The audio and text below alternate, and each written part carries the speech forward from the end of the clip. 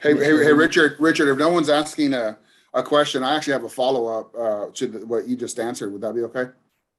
I love it. I love going deep. So when you said there that when they basically start deflecting, you're going through the script, asking them the questions or whatever, and they start getting off subject because they're deflecting, what the ultimate reason you're there for is, how or what sort of techniques can you use to get them back on track? Are you asking more questions or do you turn more assertive? Because me as an aimable, I feel like, I don't want to hurt these people's feelings. Oh, I got the answer. Man, you're on a roll, Rodney. Oh, thank you. That's a great question. So I'll just repeat the question so the people can, make sure they heard it as well, and make sure that I've got your question right. Is it people take you off the subject? Like, we're here to sell a house or buy a house, and they're talking small talk about how the best way to cook a rib steak, which actually Rodney's an expert at, and on a grill or something like that, right? So what happens is you go, wait a minute. So what you do, Rodney, you ready? I'm going to give you a really brilliant answer. Is that what you do is, so let's say that just came up. I actually cooked a rib steak yesterday on the grill. I thought of you, Rodney, about, Texas. I really was, because we talked about it before. So what you do is you relate it. You one way, it's not the only way. You relate it back to your subject. And that way, because you don't want to interrupt people or be dominant, like you mentioned, and especially if you've got an amiable personality, or you just don't want to do that and break rapport. And they might say, yeah, let me tell you how to cook a rib steak. Everyone's doing it wrong. My friends are. You got to wrap it up. You got to do this. You got to let it sit. I was telling my friend, and you say, wow, this is great. There's nothing like a backyard with a barbecue full of meat, smoking meat, and your buddies around, and perhaps a beer or a glass of wine if you're not sure, But if you know it's a beer, just say a beer, a cold beer. There's nothing like it. I had actually a cousin of mine, and he was like so insisting on staying in a condominium rental. He was actually renting the condominium. And now he says, man, I should have done this sooner. This is the life. So that's it. So I brought it back into real estate. But I'd only say that particular one, but you'd be surprised how good you can get. So believe it or not, I have something brilliant in an exercise. And anybody in my coaching, I'm going to do it. Let me just write that down. It's an actual exercise that builds that muscle. And what it does basically is I choose two words, and your job is to connect them in a conversation on the fly. So you're building those synapses in your brain, the neural pathways. Okay. So if you think of Robin Williams, that guy could answer questions. Watch any talk show. He spun him on his little finger. They couldn't even handle him because he's so fast with his mind. The good news is we can train our mind to do that. So what we want to do is build those muscles of creativity. And I was training with Mr. Voss, the FBI interrogator, personally, like just talking to him like this. And he said the one thing really important. He said, language skills are perishable. I never thought of it until he said it. Yeah, so language skills are perishable. What does that mean? Say that again.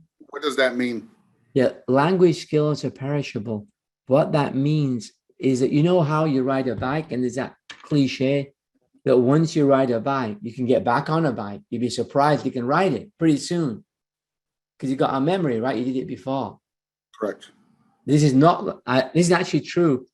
And I started to hear other people say who are very, very high in psychology. For some reason, maybe my reticular activator was hearing that more, that they are perishable. So we actually forget. So if your practice, this is scary, but it's also good because your competition won't. If you're not continuously practicing your language skills, they actually go away. And then I thought, that's true. You ask somebody who says, yeah, I can speak French. You going to France? I go, great, give me some. And they go, actually, I can't remember much. And I'll say, but wasn't that your major? And they go, kind of. It was my second major in university. And I can't remember much. Who here remembers their French? or they're German from school, or Spanish if they're not using it all the time. So they're actually perishable skills. We have to keep practicing them. So what we'll do is we'll do an exercise with my clients. I have it all done where we pick 2 words and you got to join them and make a story out of them. And what we're doing, we're building that muscle. So does that, you get that? So you transition into something connecting to selling real estate. Yes. So they talk about travel, they talk about that, and you go, and then what you want to do is connect it to their values. That's why it's important to know more than the shallow reasoning of why they're buying. I want a bigger house. Find out why, what's going on with their life. Why now?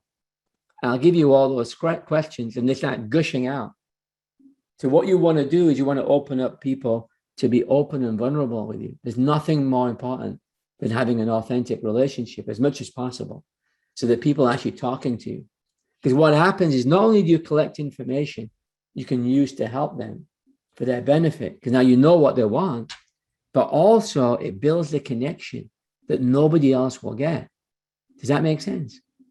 Yes. Because they'll just walk in, go out, a slick suit, nice car, but they never felt kind of close. And they kind of let, themselves be themselves with you.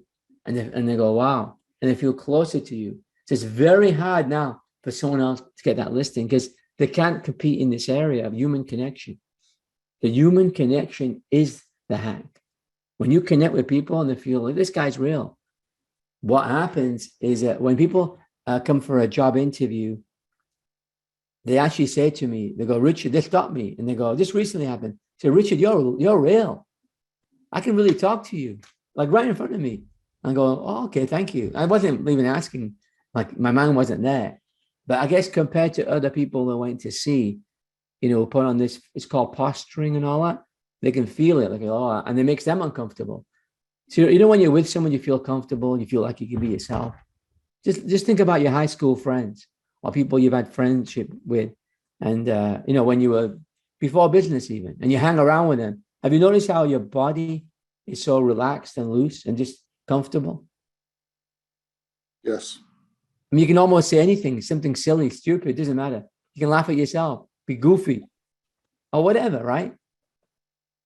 So that's more the real us. Now, if we can get to some kind of level like that in a person, think of it as an onion. And what we're doing is we're unlayering the onion skins and getting to the real person. And I'll teach you how to do that. There's actually ways of doing it. Really, there is. And one of them is us opening up a little bit, just sharing something. But I'll teach you how to do it so elegantly and very genuinely. So I have a saying, if you want to appear sincere, be sincere. If you want to appear genuine, be genuine.